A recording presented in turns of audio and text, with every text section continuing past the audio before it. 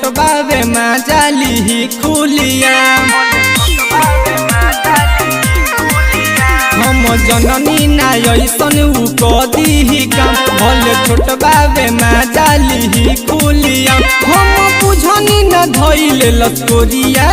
में देवर सहाला कदेलस हाला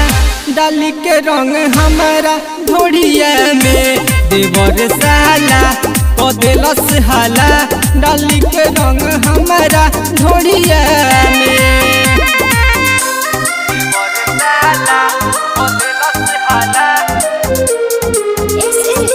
म्यूजिक बाय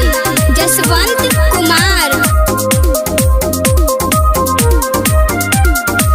मौका के फायदा उठौले बपूरा रंगवा के संगे संगे झोंकले बधूरा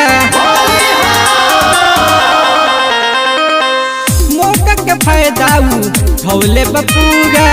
रंगवा के संगे संगे झोंकले बधूरा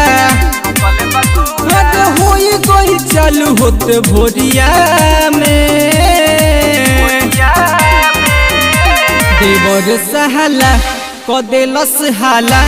डाली के रंग हमारा ढोड़िया में देवर सहाला कदेलस हाला डाली के रंग हमारा ढोड़िया में